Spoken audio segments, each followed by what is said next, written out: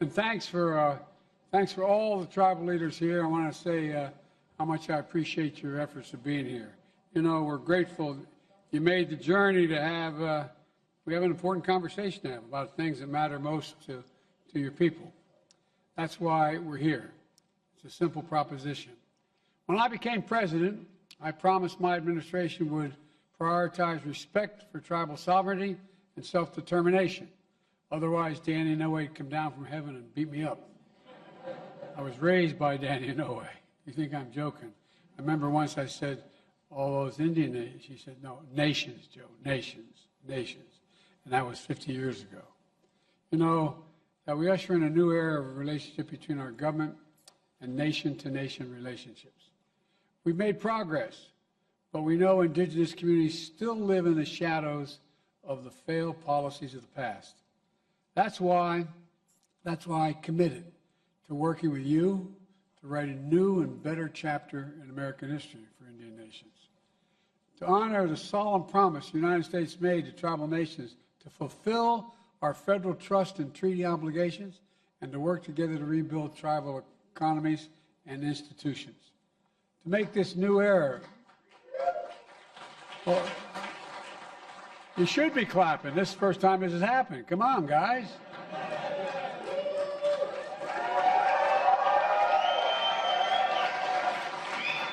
You may not be proud of all this, but I'm really proud of it.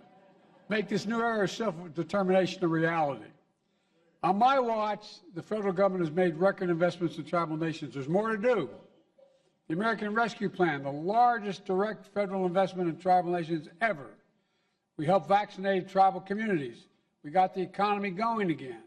And the bipartisan infrastructure, the single biggest investment in tribal roads, bridges, water, high-speed internet, electricity, integration, environmental cleanup, and so much more, because you deserve it, and it's long overdue. The Inflation Reduction Act, the biggest investment in fighting climate change ever, anywhere in history of the world, and helping tribal communities to lead in the transition to clean energy and ease the impact of droughts and wildfires and rising sea levels that threaten native lives and precious homelands. You know, at the same time, my administration last year secured the first ever advanced funding for Indian health services.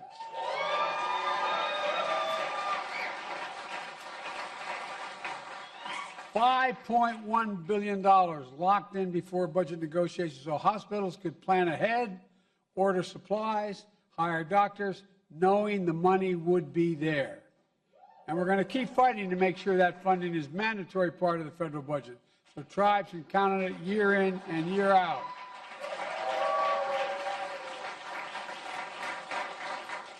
Folks, these transformational investments are going to help tribes, but they help all Americans, all Americans. We know the federal dollars are vital to your communities in order to be able to thrive. We know you know best how to invest them, not us. You know. You know what your communities need, and that's what self-determination means. But today, there are still too many hoops to jump through, too many strings attached, and too many inefficiencies in the process.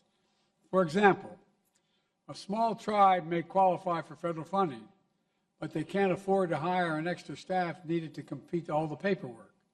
Or a tribal council may secure a grant, but can't collect it without raising enough cash to meet the federal matching requirements. Or a remote Alaskan village may receive funds without roads or internet and has to charter a plane or every quarter just to be required to be in compliance with the report. Folks, we can do a hell of a lot better than that. A hell of a lot better than that. And we're going to.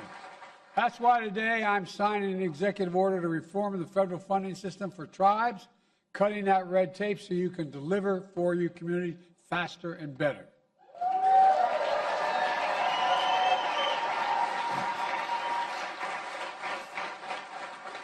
And here's what that order does. It requires federal agencies to streamline grant applications, to co-manage federal programs, to eliminate heavy-handed reporting requirements that gives tribes more autonomy to make your own decisions. Not to mention, it's more efficient.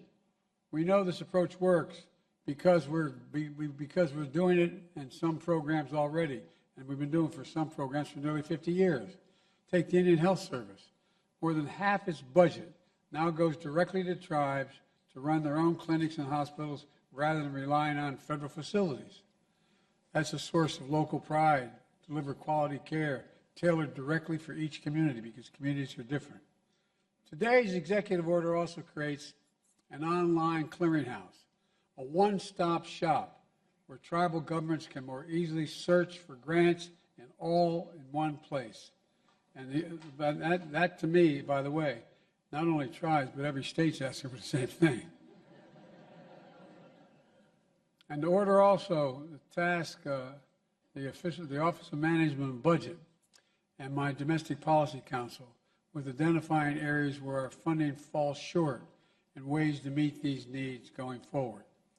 Folks, separately, we're also streamlining the Buy Indian Act so federal agencies get more goals and services, goods and services from Native-owned businesses. Native-owned businesses.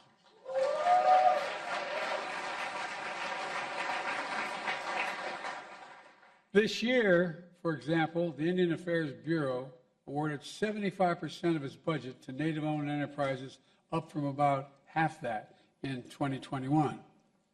Together, these steps are going to help grow tribal economies and reduce the hoops they have to jump through to get the funding they deserve. It's all part of my vision for a new era of respect. Respect for you as leaders, respect for tribal sovereignty, respect for the nation's fundamental right to build a future and own on your own terms, not anyone else's terms. From day one, I've worked to include indigenous voices at the table in all we do. I've appointed Native Americans to lead across the federal government, not only Secretary Holland, America's first indigenous cabinet secretary,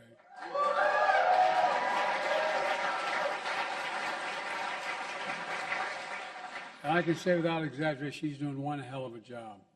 One hell of a job. But scores of other Native Americans in key roles across the administration. I've been proud to reestablish the White House Council on Native American Affairs to help coordinate that policy as well. And I'm proud to relaunch this annual summit after years of neglect by my predecessors. I was proud to take historic steps to improve consultation process between federal agencies and tribal nations. Working together, we also reauthorized the Violence Against Women Act, which I wrote as a U.S. Senator, expanding tribes' sovereign jurisdiction, their sovereign jurisdiction. And I directed federal agencies to work with you to address the missing and murdered indigenous people. At the same time, preserving important and ancestral tribal lands. I restored protections for my predecessor, gutted by my predecessor, at 3 national monuments. Grand Staircase and Bears Ears. And by the way, you know how that happened? I was in a plane, and a little girl came up to me, she said, "Mr. President,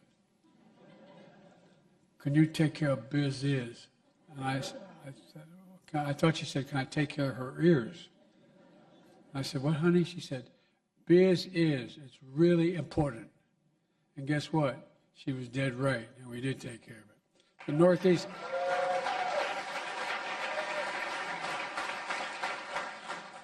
The Northeast Canyons and Seamount on the coast of New England. I used my authority under the Antiquities Act to designate new national monuments as well, including Castor Range in Texas, Camp Hale in Colorado, Spirit Mountain in Nevada, ancestral footprints of the Grand Canyon, which, by the way, I enjoyed doing that at the last. Anyway, it got some attention from people who didn't agree with me. But anyway, meanwhile, my Department of Agriculture and Interior have signed more than 200 agreements to strengthen co-stewardship of federal lands, recognizing the value of tribal knowledge.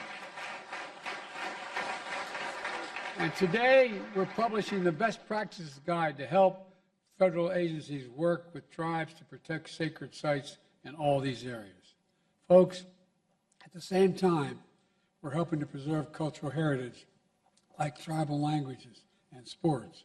Sports like lacrosse, Joining us today are members of the Six Nation Confederacy, by the way, where are you guys? Stand up. Come on.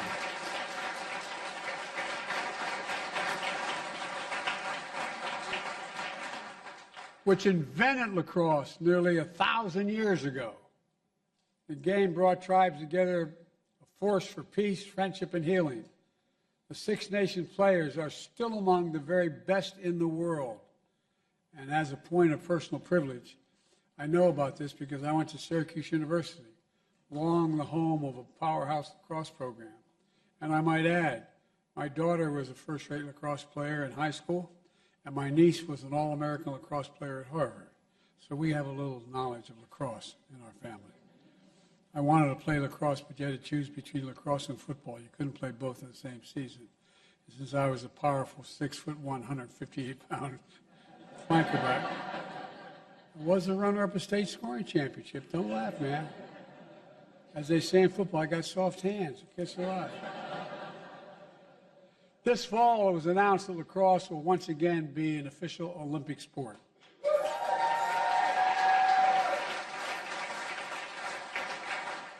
And the Six Nations team asked to compete under its own tribal flag. And today, I'm announcing my support for that request.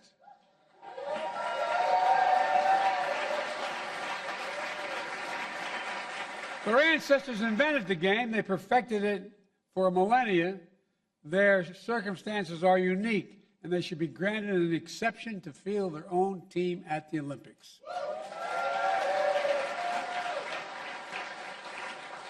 Let me close with this. It's hard work to heal the wrongs of the past and change the course and move forward. But the actions we're taking today are key steps into that new era of tribal sovereignty and self-determination.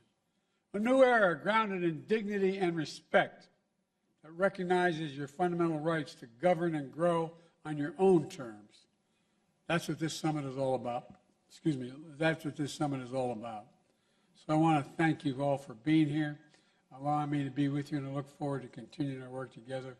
Now it's my honor to sign the executive order to do all the things I just said.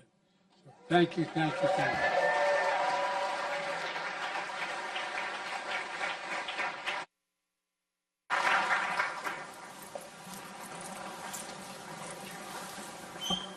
The tradition is when you sign an executive order, you give one of these pens to the person responsible for it. You're all going to get a pen. I only have one. But I promise you're all going to get one. Executive order reforming federal funding and support for tribal nations to better embrace our trust responsibilities, promote the next era of tribal self-determination.